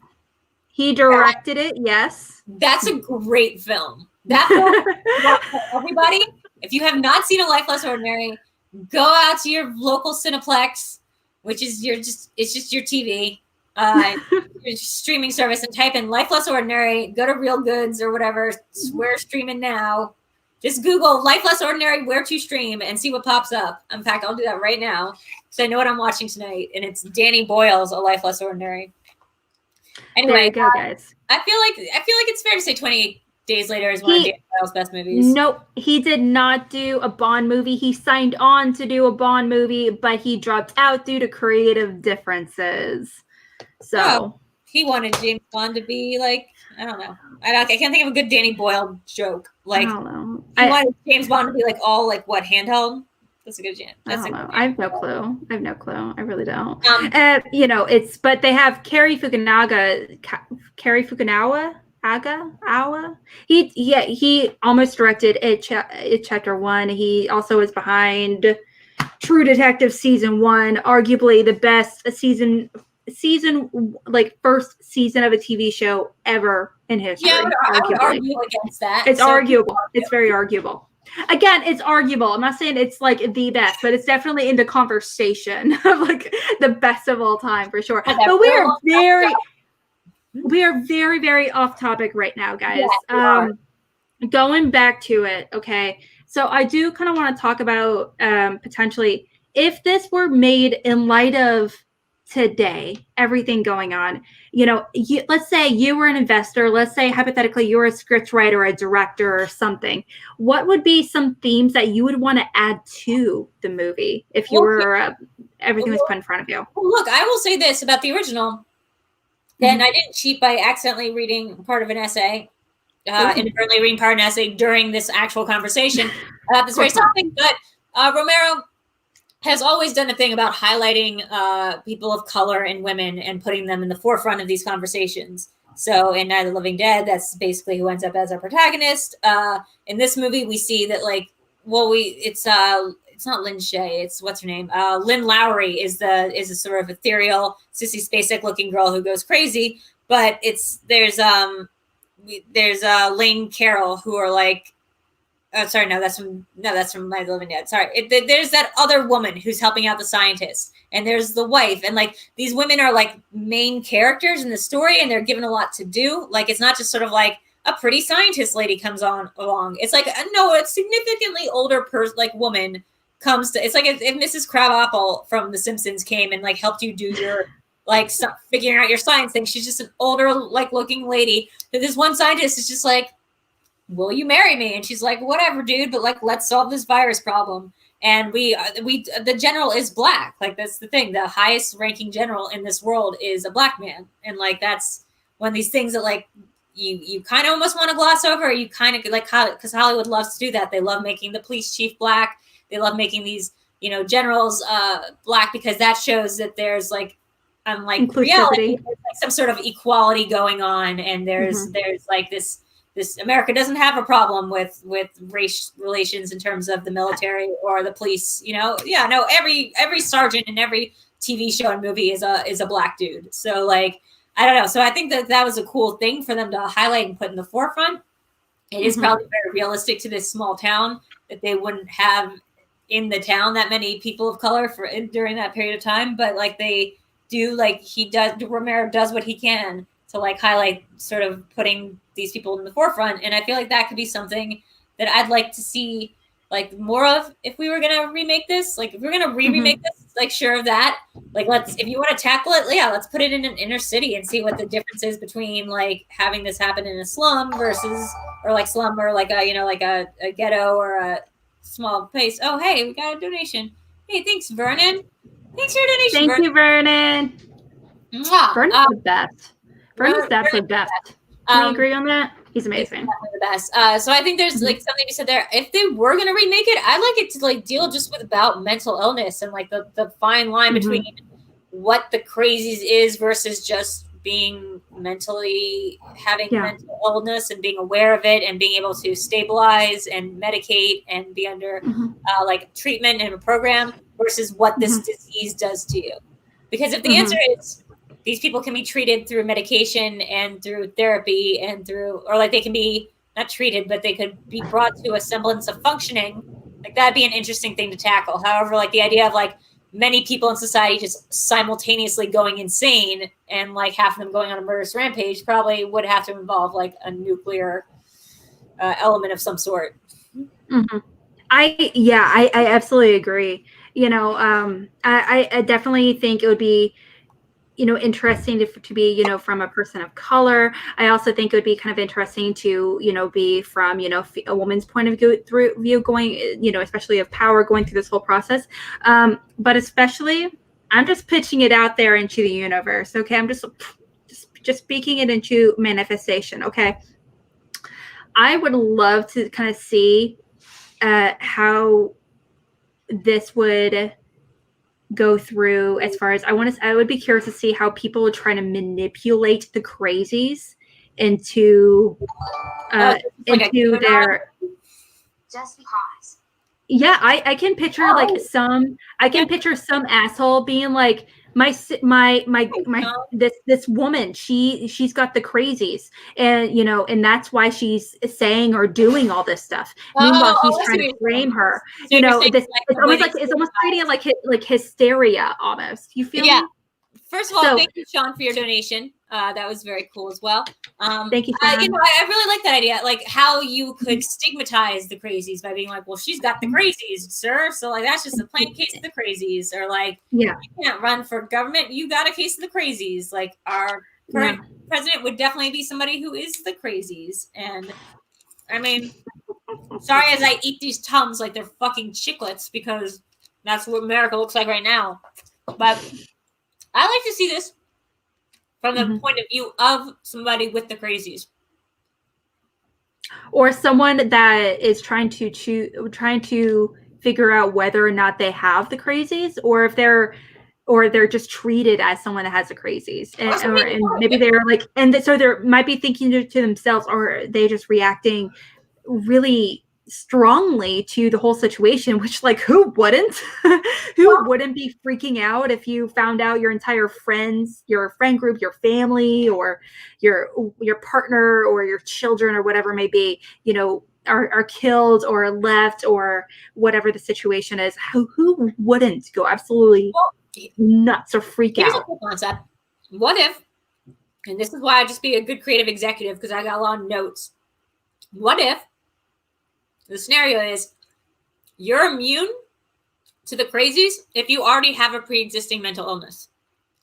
And that's going to take care of like a lot of the population, because as we're finding out, a lot of us have some varying degree of mental illness, and that's not a thing to be ashamed of, although it is a thing that's very much stigmatized. But what if the only people who are spared from this murderous, lustful crazies are like the only people who are inoculated from it are people who already have an existing form of mental illness, and what that would look like, how would that would be dealt with? I mean, that would just be, you know, because part of me wants to be like, that would end up the best case scenario, because people who have been dealing with mental illness their entire life know how to empathetically handle, treat, and come back like from the brink of, you know, the worst case scenario. So I feel like if that was the case, if the only people that were spared from getting the crazies were people who have surviving with mental illness already, I feel like that would be an ideal situation. Yeah. Yeah, I absolutely agree. Guys, we're you know, Drew and I are just like pitching these $1 million ideas, dude. You know, that's the way it is. Just give us all the money and we'll just make it happen, right? Guys, if you guys want to steal my idea that everyone gets the crazies unless you're already mentally ill, but you're already not being listened to because you have mental illness, and even if it was let's say, what a lot of us have, which is like an emotional disorder, like, and you're like, you're somewhere on the emotional disruption spectrum. And somewhere along that line, like, people don't listen to you that much because they're constantly like, you're overreacting, you're freaking out, you paranoid, you have this wrong with you, have that wrong with you. What if you're people with that are the only people that are left that are sane and cognizant in like a society that have gone rampant with crazies? Dun dun dun. Dun dun dun. There you go, guys. We're gonna be billionaires. Here it is. Okay, so at the end of the day, I think it comes down to, we've kind of chatted up overall. Oh, hey. Oh, let's see. That's another donation. Wham! Hey, Sean. Thank you. Oh wait, I just moved my thing. Oops. Thank you, Sean. Dude, producer Sean throwing in the big bucks. Whammy! Thank you, Sean. Sean's the best. Just pointing that out there. Sweet. Sean is our producer over here, and so he's doing all these awesome stuff behind the scenes. He's pulling up the pictures. He's doing a lot of promo stuff in the chat. So thank you so much to Sean. Oh, yes. We got a super chat too from Christopher Atkinson. Says, stealing your ideas, but here's $5. You can steal this idea. I think reality has stolen this idea. I think 2020 took this idea and ran with it. Wow, guys, dudes. Alex, correct. Yeah. Have you back on In the Dark. Vernon wants you to become the come back on In the Dark, and I don't know, see what happens. That'd be something that might be setting up in the near future. I really don't think, you know, the Crow can handle me right now. I think he's just too distraught emotionally. I think he's got the crazies, and so I don't think he can handle the crazies. We had a really good time with Sean and Jillian last week, but it might be true that the Crow might have the crazies, or maybe the Crow is the sanest one among us. Ooh. Alex, I do want to talk about does it hold up, but then what I'm going to do is after we're done talking about does it hold up, I'm going to run and pee real quick because I have to do that so badly, and then you can talk about our letterbox and stuff. Yeah. Run right back. I could have put that in the private chat, but I didn't because I forgot that was the thing. No worries, no worries. Yes. Like hard, like it holds up harder than any movie has ever held up in the history of cinema. This was a movie. Wow. Fucking future. This movie is such a fucking. It's the way that like sometimes you're like, oh man, the Bible really predicted the fucking thing with the plague and the locusts. You know how 2020 is like real biblical, and you're like, but that didn't even happen back when they wrote the Bible. That shit was just a metaphor. Sorry, spoiler. Yeah. But like that shit was like a metaphor, and like now it's just actually happening. That movie, The Crazies, was supposed to just be a metaphor for shit that can go wrong for society, and then we just took it and we made it happen. So The Crazies is just reality now. So congratulations to Romero for correctly guessing how many jelly beans were in this jar. And yeah, did a really good job. What about you? What did you think? I absolutely do think it holds up. I think both of them hold up. I have mentioned quite a few times on when I was like Mornings with the Outlaw earlier today when I was promoting the show. I mentioned we're going to be talking about one of my favorite horror remakes of all time, and that is 2010's The Crazies. To me, I don't think about it being the best horror remake of all time, but to me, it is definitely in the conversation of one of the best horror remakes. If anything, there's a lot of aspects I feel like it does improve from the original, as far as like the true horror aspect, versus the first one is more of like a psychological thriller with a lot of horror elements. I feel like the second one is more like an actual psychological horror with thriller elements. So I'm surprised I didn't get that from this conversation at all, that you really love the remake for this movie. Yeah, I love the first one quite a bit. I don't love it. I do think it's I do think Night of the Living Dead, I feel like it is a little bit better than this one as far as George Romero's filmography, but I haven't seen many of his movies overall. So I would love to. I've never seen it before, Vernon. Night of the Elm Street. I have a hard time finding it anywhere though. Okay. I'm going to run away to do no big deal, but I'll be back in a second. Can you hold down the fort? Yeah. Okay. Yeah, go for it. Yeah. So, Sean, you can go ahead and take her thing off real quick. Because, Sean. Okay, that was just me, my big old face. Yeah, so there's like a lot about this movie that I really, really love. I also think, there's, like I said, the real sense of paranoia, fear. There's a lot of aspects of, the, fear of the government, fear of your neighbor, which is also kind of interesting because the tagline behind this movie is fear thy neighbor. And especially in a small town where it's all about loving your neighbor and knowing, and what you love about being in a small town is that you know who your neighbor is. You can go over there for a glass of sugar or a cup of sugar, whatever. You know what I'm talking about. So you know exactly what you're going to get into versus in a city, you don't really have that experience, all that much. But I do think that, in the remake, I do think that it really emphasizes that amazingly well. Now, again, I don't know if it's the best. It's not the best remake, horror remake. I definitely think it's the best horror remake of the 2010s. But that's a whole other conversation because you guys definitely not remember, or like the 2000s. You guys not remember like House of Wax and Texas Chainsaw Massacre and Poltergeist. Ugh, that was so bad. But yeah, so you guys, I kind of want to know from you guys, what are your favorite George Romero movies? Have you guys seen George Romero? Do you know who this guy is? I definitely want to know from you. So that'd be much appreciated.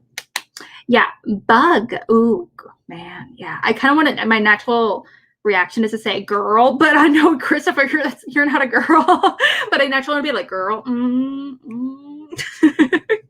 But I kind of want to know from you guys, favorite George Romero movies. I also want to know, more importantly, what are your favorite movies that really talk about paranoia? Effectively, like effective paranoia in film.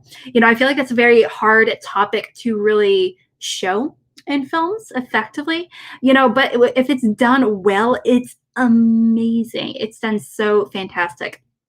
Yeah, absolutely, Vernon. George Romero he's kind of like Alfred Hitchcock or Tarantino, where he makes a lot of cameos in his own movies. And this, in the original, the Crazies, he has 2 cameos throughout the movie, so it's kind of fun to see if you can find them. Okay, yeah, I can't call you girl. Okay, I'll say girl. I do that all the time. I only know him as the Joker. Yeah. 70s conspiracy. And I'm back. What did I miss? Paranoia movies I recommend. Drew, I was just asking people in the chat, is that what I think this is definitely a movie that it's one of the best movies to really depict paranoia on the big screen, like effectively, especially in a horror or thriller, kind of genre. So are there what do you think is like a really good, what other good movies do you think really depict paranoia? De Palma deals with a lot of paranoia. So I guess if you want to do Body Doubles or Blowout, or you could also do Gene Hackman, The Conversation. I mean, paranoia is one of these things I feel like you hit on a lot more. Or maybe I'm making that up. I was gonna say maybe you make it up a lot more in a thriller than you do horror, because horror by its very nature is less about finding out who among you, and it's more about just dealing with this imminent paranormal thing. Whereas paranoia, by definition, to be paranoid alongside and to have the tension of paranoia work in a film, you have to have the POV of a main character who doesn't know what's going on, or who's on his side or not. So it has to be dealing with, I feel shady officials, or it deals with a lot of I feel like a great version of paranoia in a film would be Michael Douglas in The Game.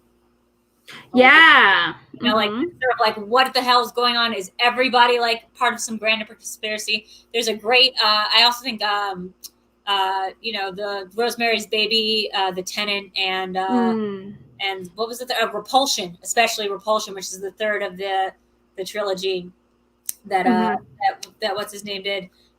Repulsion is a great one about paranoia, because it's about Catherine Deneuve, and she goes and it would totally qualify. I'll be right back. Yeah. I'm just gonna get my charger real quick. Go ahead. Yeah, you can keep talking. I'm just hanging. Exploitation movies within The Village qualify. I mean, The Village isn't really a paranoia movie. I mean, I guess it's kind of a paranoia movie, but yeah. I think of paranoia, I think it's Invasion of the Body Snatchers. It's who among you, and who among you can you trust, and who among you is about to sell you out. I mean, paranoia is this real fear that things are out to get you, and you can't trust people. Where in horror movies, a lot of times it's you can't trust demons, or you can't trust that ghost girl up in your attic, or you can't trust Pazuzu, or you can't trust Pyman, but don't trust that one. I got one. It's a great one. The Firm. What's the one I'm trying to think of? The World's End. That's a pretty good one. Anything where it's sort of you can mind control, people have been replaced by robots. The Truman Show is the Truman Show. Oof. Of a perfect kind of it's a movie that literally has spawned its own psychological phenomenon, which is people who have a certain kinds of schizophrenia have a certain manifestation of it is something called the Truman Show syndrome, which is a really fascinating thing, because it only started after the movie The Truman Show, which is people who believe that their lives are being filmed secretly for a TV show, who think everyone's wearing a camera, who think their entire everything is artifice, that their lives are artifice, that their jobs are fake, that their friends are fake, that their family is fake, and they're all just people wearing hidden cameras to secretly tape them for reality television shows. And that's something that we created by making a movie about it, that now is a delusion that you can manifest. Well, it's kind of funny, because everyone that I know because I remember I was in 7th or 8th grade where we had to watch that movie for a school project and to write a paper, and we'll do a little commentary on it. But everyone I know, right when the movie ended, we all went for Truman Show in particular. That movie, that movie is crazy. And now I almost think of that movie as very soothing. I'm how great would it be if 20th just popped up and was surprise. This was just the season that jumped the shark, and time to go back to normal reality. I mean, we live in an era where people willingly go on reality shows and have themselves filmed 24/7, and they're the most famous people in America, and one of them wants to run for president. Like, we already have a reality president. So, like, that's one of them is president, so that's a whole conversation right there. Guys, we're going to be wrapping things up over here. You know, over at the end of the day, I think we can both agree, you know, the movie, especially the original, holds the F up. It's really, it's definitely one of those topical films you can watch. So, you know, if you don't have the chance to check it out, you know, I believe it's available on Tubi, you know, and it's Prime. Like, I feel like the original was where available for free somewhere. Let me double check. Yeah, it is available on Amazon Prime. I believe it's also, like I said, available on Tubi as well, which is a free service with a bunch of commercials, but necessary. Sweet Tubi bucks. Give it to us, Tubi.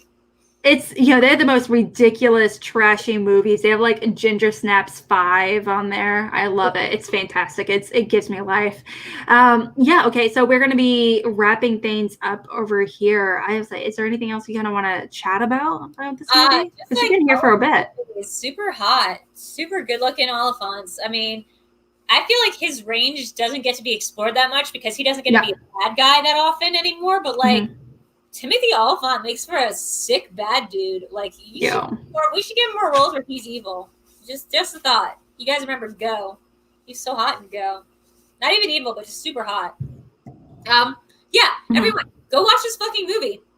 It's great, especially if you're like in a small town and you just want to feel like you're watching a documentary in some alternate reality that took place in the 70s instead of today. Watch this movie because it's terrifying. It's all the more terrifying because the puppetry is exposed. Like, there's no man behind the curtain. There's no ominous big brother. It's all terrifying because it is so much in the nitty-gritty details of, like, this is the mundanity of a general munching on a sandwich while they're talking about how to dispose of the bodies. It's very much, I think it's because I watched them back to back, but I'm pretty sure it's in the original that they keep just saying, we're just following orders a lot of times, which is a whole big type of yikes. Because we all know what that phrase like is a dog whistle for. Hint, it's the Nazis. And so like that, when you hear that phrase in a movie, we're just following orders, you should be like, pay attention, but also run away as fast as possible. Yeah. Yeah, absolutely. It's a horrible mentality to have, you know, just following orders. Overall, that's how a lot of horrible things in the world and in our world's history has happened. Yes, Nazis, crazy. Okay, yeah. So Timothy the Oliphant. That's a bad sign too. Don't be suspicious if they've gotten their trains torn correctly. That was awful. Yeah. In the words of my favorite characters from Parks and Recreation, don't be suspicious, don't be suspicious, don't be suspicious, don't be suspicious. Yes, it's John Ralphio and his sister. Don't be suspicious. That's my very first interview of all time. Was John, the guy who plays John Ralphio. I interviewed him in 2008. It was his first interview he did. Yeah, it was really cool. What? We'll talk about that sometime. No, it's for real. It happened. And it's on the internet somewhere. I was in his presence for hours. Because he'd never done an interview before, so he was so dumb because he didn't know that I wasn't really a reporter. I was just some kid who like thought he was cool in a college humor video or two and like decided to like find an outlet to write for so I could like interview him. And now we both have that on our resumes. So yeah. My favorite line of his is like when Leslie's like, "Why do you like this?" And he goes, "Pills, baby." Yeah. So how do you make your money? Oh, what was it? Like the good old fashioned American way. I got ran over by a Lexus. Yeah. It's so good. Oh man. Okay. So, yeah, but guys, we're going to be wrapping things up over here. You guys, thank you so much for helping us reach our Cinema Bias goal tonight. Oh my gosh, Vernon, Sean, everyone, Christopher, everyone that's been here and that's been donating. We can't thank you enough for helping us reach our goal today. We really, really appreciate it. And also, we want to see what we can do on our end to really encourage, donations as well. If there's anything you guys would love to see where you would be like, you know what, I would, for like a few bucks, I would love to see you guys do this, whatever it may be, we definitely want to make this more interactive and fun for you guys as well. So yeah, that'd be cool. Yeah. All right. Overall, but thank you guys so much. You can also become a Patreon for VideoDrew right down there in that corner over there at patreon.com/VideoDrew, and check us out. A bunch of our previous episodes. Drew, the chance to be on Cinema Bias. Yeah. And talk about a movie that either me or Alex have not seen. And you can find that list of movies that one or both of us have not seen by going to our LetterBoxd, which is, you can find it by going either to my LetterBoxd, which is VideoDrew, or Alex's, which is, what is your LetterBoxd account? It is. I don't know what it is. So you can go to my LetterBoxd, VideoDrew, and you can go to my list, and there's one that says Cinema Bias, and that gives you a whole list of movies. Or you can also just throw a couple out there. I think it's for the $20 tier. And then, you can come on and discuss your favorite movie and tell us, why we're the dum-dums for having a bias against it or never having seen it. We had Ryan Payne on talking about To Catch a Thief, which I had never seen, and that's on me. Oh. Yeah, we had John Roca on to talk about Rosemary's Baby, which he had never seen, and that's definitely on him. He says he wants to come back on again, and we can talk about Rambo. Ugh, I've never seen Rambo. I've never seen Rambo either. Oh God! Oh I've seen one of the sequels, but after seeing one, I think it was like Bad Blood or something. First of all, I was like, no, I don't want to see. We cannot turn this into John's podcast, Man movies for man-mans or whatever. No, that's a whole other conversation. Oh gosh, because there's not enough podcasts about men. I do think it would be very funny for if you are going to do that point of views. To do it with you and me as the co-hosts of that podcast, because then I would just be nope. But let's make us watch Rambo. Make Alex watch Nightmare on Elm Street, Vernon. Yes, sign up for the Patreon and look at our LetterBoxd. We have a bunch of cool things coming up. Alex, where can people find you? You can find me up there at real_AlexMac. You can also find, that's me on Twitter, but you can also find me on, with the Call to Action podcast group here on YouTube. But that'd be pretty awesome if you did. I'm also doing a bunch of stuff on Twitch with the Call to Action group as well. You can find us in audio podcast form or Apple, Spotify, all that good stuff. So definitely check us out. What? Huh? Are you doing games? No, we just do Jackbox trivia. We chat Pokemon and random stuff. It's just it's where we it's just where the C2 fam hangs out without talking about Schmoedown. Okay, so, I can get in on this. Yeah, absolutely. We like I said, we also play with Jackbox trivia. It's especially fun because it just we just make a bunch of penis jokes and I have not. It's just a lot of really ridiculousness. I've never won one of those murder trivias, but I have also not lost one of those, any of the other games that are about being funny, because I'm the funniest.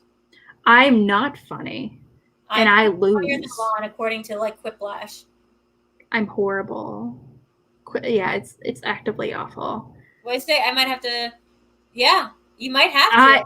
I have never seen it. I've been I definitely need to see it before the end of the month, guys. Yeah. All right. Yeah. I am some 25 or 26 movies into my horror movie marathon situation. So please, that'd be much appreciated. Yeah. So if you want to do it, you better up that donation soon so we can maybe make it, because we don't know what we're doing for next week. We haven't decided that yet. So that's still up in the air. So you still have time. We should just discuss Twilight. God, my God. But I've seen all the Twilight, Alex, so that doesn't work for me. I've also I really I get into this fight way too often where I talk about how Twilight has influenced young adult film. Sure. It is so I want to talk about it so bad. The problem is, and I also want to talk about Leatherface. I want to talk about Leatherface so bad. Wait. You want to talk about Leatherface? I saw Texas Chainsaw Massacre for the first time last week. I saw the first and second one in the same night back to back because they were both available on Tubi. Thanks, Tubi, not sponsored yet. And girl, fam, talk to me when you get the Texas Chainsaw Massacre 3D. It's somehow amazing. It's somehow I've heard that. incredible. It's got the best fucking line in any horror movie ever, and I'm obsessed with it. And I like don't even care who knows it. I have not seen Texas Chainsaw Massacre 3D. No, I've only seen the first and the second one. I'm trying to. I don't think the third one is available anywhere, unfortunately. Oh no, the third one. It's like a reboot. It stars Alexander Daddario, and it takes place like in the present day. So it was like pretty recent. I think the third one's the one. God, I don't know which one had Matthew McConaughey in it. Like the fifth one. I have no clue. I think it was like the official. I was not interested in Leatherface as a villain until 3D, and now I'm like so into it. Again, so many feelings. I have so many feelings about him. Audio quality, shit. Right? What do you think about the audio quality in that movie? Total shit, right? It's ridiculous. The cinematography was actually stunning from the first one, but also watching it, I'm like, how is Leatherface the villain of this movie? It's clearly it's clearly the father and the brother. The older brother. Like, how are they not the big villains that people walk away from the movie being like, yeah, those guys? Well, I think the thing is in older movies, it's not even that. The villain, kind of like Devil's Reject, the villain is the town that has that demonized it. I mean, it gets real interesting. I think the mythology of the Texas Chainsaw Massacre stuff is way more interesting than the first movie itself. But that's just me. Do your thing, guys. Yeah, guys. Oh, please like, subscribe, please comment below. That'd be much appreciated. And just let us know, like, as well, like on Twitter and all that good stuff, what movies you would love to see. And are you doing Schmoebates tomorrow? Sorry. Oh yeah, Schmoebates. I'm doing a thing tomorrow on Schmoebates. It's going to be a reactors, this specific one. Abby Friel is my co-host. I have my ghost judge, which I'm very excited about. I also have Ferris Mastana. I can't pronounce his name. I feel awful about that. He's from Let's Get Ready. He's pretty wonderful. Ferris is great. Also, he's going to be competing against Robert Adams of the Cinefanatics. What? So, yeah. So I'm pretty darn excited. I got my questions ready to go. So excited about that. I'm going to tune in for that. Oh no, wait. I might be hosting something, but yes, I'll be tuning in for that. Hopefully, I love Ferris, and I love Robert, and I love Abby. On my end, you can find me at VideoDrew across all socials. I'm gonna not do my usual spiel tonight and use this time to just say, as most of you might know by now, our really good friend of the show and personal friend Kevin Smets is dealing with an unfortunate health thing right now, and it's horrible and it's sad, and he's gonna beat it. But it's been a really tough day to sort of handle, and on top of everything else that's going on in the world right now, it's the last thing you want to hear about your friend. So just want to say that, like, Kevin, our thoughts and prayers are, as stupid as that sounds, are like with you, and you're gonna smash this, and like we love you very, very, very, very much, and and we're here for you. So I'm not sure if he's ever going to see this, but I just want to say that everyone just like send your love to Kevin. But other than that, the VideoDrew stuff, you can find me. I'm all across all socials. And we're doing a VideoChronic quiz on Thursday. I'm not sure exactly what's going to be yet. And then tomorrow is a Patreon happy hour that we're doing for, I think it's $15 and up Patreon. So that's going to be at 4:30 p.m. We moved the time around because I will be guest hosting a podcast later in the evening. So that's what's going on with me. And expect more stuff from me because I want to do more Twitch.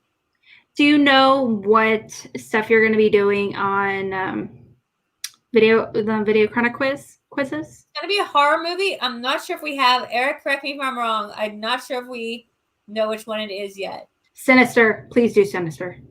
God, Sinister, which is apparently the scariest movie of all time, according to I fucking don't believe that's true. Sinister's not that scary.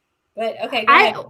I definitely think it's scary personally. Now that's the thing is, like, the person isn't scary per se. It's what that person is able to influence other people that makes it scary.